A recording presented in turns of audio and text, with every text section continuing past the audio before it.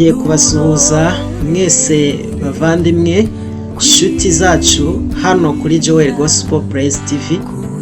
Tubahaye ikaze kuri uno munsi wa gatandatu urugendo rwacu rwo gusoza umwaka turi kumwe na Kristo Yesu, twiyuzuza nawe kuko ari we twahawe kugira ngo arokore ubugingo bwacu.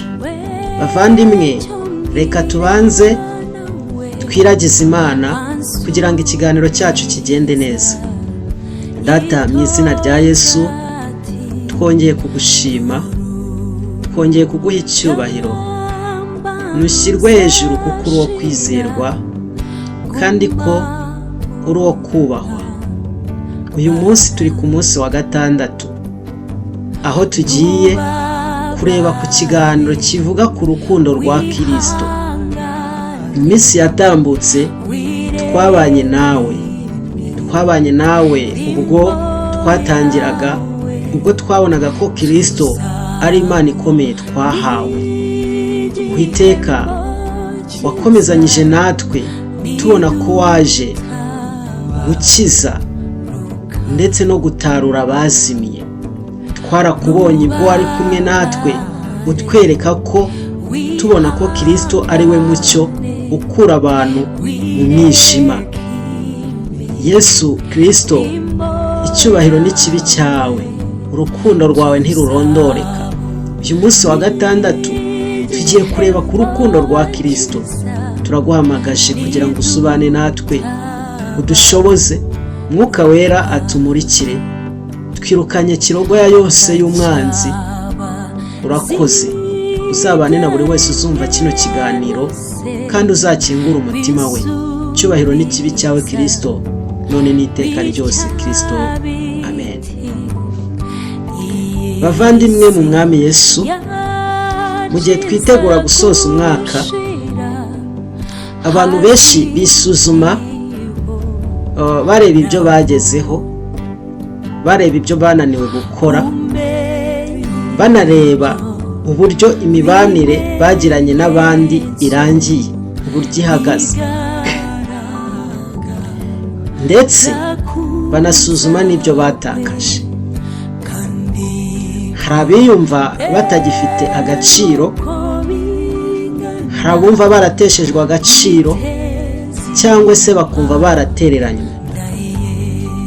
Ariko ukuri gukomeye kurusha byose kugomba gushinga imizi mu mitima yacu, nuko dukundwa cyane na Kristo kurusha ibindi bintu byose. Urukundo rwa Kristo si igitekerezo gusa, ntabwo ari amarangamutima ya muntu, ahubwo ni urukundo rw'Imana. Urukundo rw'Imana rutagira iherezo, rutagira umupaka. Ni urukundo rwatanzwe ku bwacu, rutanga ubuzima n'icyizere cy'iteka ryose. Reka dusome ijambo ry'Imana dusanga mu rwandiko Pawulo yandikiye Abaroma, igice cya 8 umurongo wa 35 tugeze ku wa 39. Reka dusome mu izina rya Yesu.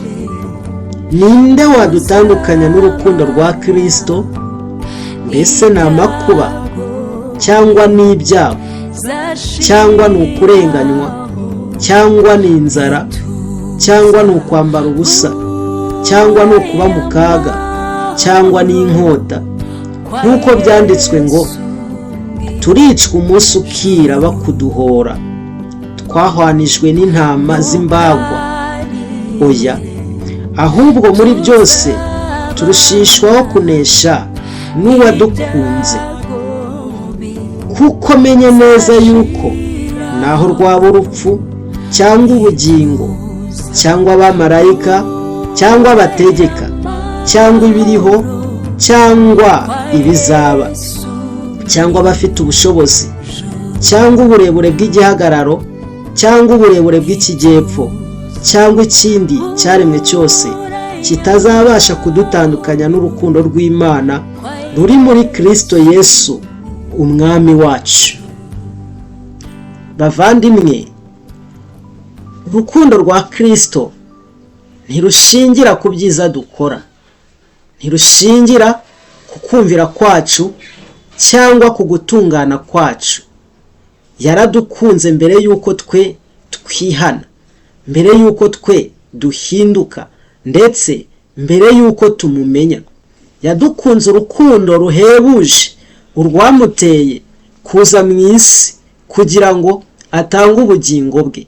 Twarabibonye dutangira, ijambo ryaratubwiye ngo kubera ko Imana yakunze abantu bose bo mu isi, ibakunda urukundo rurenze cyane. Urwo rukundo ruyitera gutanga umwana wayo w'ikinege, ari we Kristo Yesu. Aza ku bwacu, aramanikwa, arapfa, arahambwa, ku munsi wa gatatu arazuka. Hanyuma ngo umwizera wese ngo ntakwiriye gucirwaho iteka, ngo ahubwo ngo agomba guhabwa ubugingo buhoraho. Urukundo rwa Kristo rusumba byose. Ni mu gihe urukundo rwa muntu ruvuga ruti ndagukunda niba ndagukunda ariko niba, hakazaho ijambo niba uri bukore iki n'iki, ndagukunda niba uri mwiza, ndagukunda niba warangabiye. Ariko urukundo rwa Kristo rwo ruvuga ruti ndagukunda nubwo uri umunyabyaha, nubwo ndagukunda. Urukundo rwa Kristo ntirugira umupaka, rukunda bose rutarobanuye, ntirurobanura ku butoni, kandi nta kintu na kimwe gikwiriye kudutandukanya n'urwo rukundo. Ibi bituma uwizera Kristo abasha kugira umutekano wo mu mutima. Ntabwo dukundwa kuko turi beza, ahubwo dukunda kubera ko Kristo we ari we mwiza. Twe turi babi kubera ko turi abanyabyaha. Urukundo rwa Kristo rwemeye kuza rutugeraho turi babi, turabo gucirwaho iteka, turabo kurimbuka, turabo gupfa rumukura mu ijuru, afite ubwiza buhebuje burenze byose, ariko araza. Ntawe ufite urukundo ruruta urw'umuntu upfira inshuti ze. Uyu Kristo afite urukundo rurenze. Ubutumwa bwiza bwanditswe na Yohana, igice cya 15 umurongo wa 13 kugeza kwa 15, hari ijambo ritubwira ngo ntawe ufite urukundo ruruta urw'umuntu upfira inshuti ze. Muri inshuti zanjye nimukora ibyo mbategeka. Sinkibita abagaragu, kuko umugaragu atazi ibyo shebuja akora, ahubwo mbise inshuti, kuko ibyo numvise kuri data byose mbibamenyesheje. Haleluya. Urukundo rwa Kristo Yesu rurenze byose. Urukundo rwamuteye kuri apfa azize ibyaha byacu. Ntabwo akitwita abagaragu, atwita inshuti ze, kubera ko ibyo yakuye kwa se wamwohereje byose yarabitumenyesheje. Haleluya. Imana ihabwa icyubahiro. Ngo muri inshuti zanjye nimukora ibyo mbategeka. Imana ishimwe. Yesu Kristo yerekanye urukundo rwe mu magambo gusa, ahubwo yarugaragarije ku musaraba. Urukundo rwe rwamusabye kubabara, rwamusabye gukozwa isoni, rwamusabye kubabazwa n'urupfu. Yihitiyemo we ubwe umusaraba, abizi neza intege nke zacu n'amakosa yacu. Umusaraba wa Kristo ugaragaza ko urukundo rwe rwihanganira imibabaro, rwihanganira abanzi, rukanabababarira, rwihanganira kwanga, kandi urukundo rwe rutanga rutiteze guhembwa. Ni ukuvuga ngo yaduhereye ubuntu, yatubabariye ku buntu kubw'urukundo rwe. ese urumva wowe ari iki wamukorera? uru rukundo ntiruvuka ku muntu, ni urukundo rw'Imana rwerekaniwe muri Kristo Yesu. Haleluya! ni urukundo rudaturuka ku muntu, ahubwo ni urukundo rw'Imana rwerekaniwe muri Kristo Yesu. Abefeso igice cya 3 umurongo wa 17 kugeza ku wa 19. Reka turebe uko hatubwira mu izina rya Yesu. Kandi ngo Kristo ahore mu mitima yanyu kubwo kwizera, kugira ngo ubwo mumaze gushorera imizi mu rukundo mukaba mushikamye, muhabwe imbaraga zo kumenyera hamwe n'abizera bose ubugari n'uburebure bw'umurambararo n'uburebure bw'igihagararo n'uburebure bw'ikijyepfo bwarwo ubwo ari bwo, mumenye n'urukundo rwa Kristo ruruta uko rumenywa, ngo mwuzuzwe kugeza ku kuzura kw'Imana isumba byose. Intumwa Pawulo atwigisha ko urukundo rwa Kristo rufite ubugari buhagije bwo kwakira bose, rufite uburebure buhagije bwo kumara igihe kirekire cy'iteka ryose, rufite ubujyakuzimu bwo kugera no ku munyabyaha mubi cyane w'umwicanyi. Urukundo rwa Kristo rufite ubuhagarike bwo kuduhuza n'Imana. Haleluya! Abizera kenshi ntibamenya neza uko rungana. Uko dukura mu by'umwuka niko dusobanukirwa ko urukundo rwa Kristo rudapimika kandi rutagira iherezo. Imana ihabwe icyubahiro. Twasomye ijambo riratubwira ngo ni iki cyadutandukanya n'urukundo rwa Kristo. Pawulo avuga imibabaro, ibigeragezo, inzara, akaga ndetse n'urupfu. Hanyuma akagira ati nta kintu na kimwe gikwiriye kudutandukanya n'urukundo ruri muri Kristo Yesu umwami wacu. Ibi bisobanura ko kunanirwa ntibishobora gukuraho urukundo rwa Kristo. Ibigeragezo ntibigabanya urukundo rwe. Igihe nacyo ntabwo gishobora guhindura urukundo rwa Kristo. Urukundo rw'abantu rwo rushobora guhindurwa n'ibihe, ariko urukundo rwa Kristo never.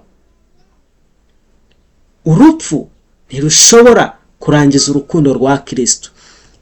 Mbese urukundo rwa Kristo ntirurebererwa gusa cyangwa ngo rurebwe gusa, ahubwo rurakirwa kandi rukagaragazwa. Kristo yadukunze mbere yuko twebwe tumukunda, kandi abo dukunda bose tubakunda kubera ko Kristo yabanje kudukunda. Ababonye urukundo rwa Kristo Yesu bahamagarirwa gukunda Imana by'ukuri, gukunda abandi batitaye ku nyungu zabo, rubahamagarira kubabarira nk'uko bababariwe, kandi rubahamagarira kubaho imibereho yera ihesha Kristo icyubahiro. Umutima ukozweho n'urukundo rwa Kristo ntushobora kuguma uko wari uri. Haleluya! Imana ishimwe. Bavandimwe, mu gihe tugiye gusoza uyu mwaka, urukundo rwa Kristo ruraguhamagarira kureka kwigaya no kwicira urubanza, kureka inzika no kutababarira, kwiringira Kristo ejo hazaza, ndetse urahamagarirwa kuruhukira mu buntu bw'Imana aho gushingira ku byo wowe ukora. Haleluya. Twabonye ijambo ryatubwiye ngo Yesu yaravuze ati, mwese abarushye n'abaremere nimuze munsange ndabaruhura. Iby'ingenzi mu kwitegura umwaka mushya ntabwo ari imigambi mishya gusa, ahubwo ni ukwiringira urukundo rwa Kristo bundi bushya. Iringira urukundo rwa Kristo bushyashya, kuko urukundo rwe ruhebuje byose. Urukundo rwa Kristo ni urufatiro rw'agakiza, ni urufatiro rwo kwizera, ni urufatiro rw'ibyiringiro n'ubugingo bw'iteka ryose. Ni urukundo rukiza, ni urukundo rurinda, ni urukundo rusana, kandi ni urukundo rutanga umutekano. Mu gusoza uyu mwaka turi gusoza, imitima yacu yose ikeneye urukundo rwa Kristo. Yesu Kristo aragukunda byimazeyo kandi byuzuye, kandi agukunda by'iteka ryose. Muvandimwe, wakoze kubana natwe. Imana iguha umugisha, kandi nkwifurije gusoza umwaka uri mu rukundo rwa Kristo, ushinze imizi muri rwo, kuko yagukunze urukundo rukomeye rwemeye kuza, rwamuteye kuza mu isi kugira ngo akwitangire. Ngaho fatanya nanjye gusenga iri sengesho. Mwami Yesu, twongeye kuguhishurirwa ko urukundo rwawe ruruta byose, rusumba byose, rurengeye byose, ntirugira umupaka, rurahebuje, rwaguteye kuza mu isi kugira ngo twebwe abari bapfuye, abari babi cyane, utuzurane nawe kubw'urukundo rwawe, uduhindure bashya, utuzure, uduhe kuvuka bwa kabiri tutagira inenge. Haleluya. Uhabwe icyubahiro, ushyirwe hejuru. Weretse umuntu wese wemeye kugendera mu rukundo rwawe, wemeye guhindurwa n'ijambo ryawe kugira ngo ayoborwe nawe, ayoborwe n'urukundo rwawe. Icyubahiro n'ikibi cyawe bana natwe no ku munsi w'ejo, ubwo tuzaba dukomeza urugendo rwo gusoza umwaka twiyunga nawe, turi muri wowe, dushaka uburyo dukwiriye kubana nawe. Icyubahiro n'ikibi cyawe none n'iteka ryose Kristo. Amen. Bavandimwe, Umwami Yesu akomeze kubihishurira birenze uko byari biri. Mukomeze kuba muri we, mukomeze kuba mu rukundo rwe, musoze umwaka muyoborwa nawe, urukundo rwe rwuzure mu mitima yanyu. Icyubahiro kibi cy'Imana isumba byose iteka ryose. Amen. Mwibuke gusangiza abandi ubu butumwa bwiza kugira ngo nabo bubagereho, nibarangiza bahinduke. Turusheho kubaka isi nzima ifite umutekano kandi ishingiye kuri Kristo Yesu, umwana w'Imana. Ndabakunda cyane. Twishime mu mitima yacu kuko imuhira ari hafi, duhumure tuzaruhuka tutakiba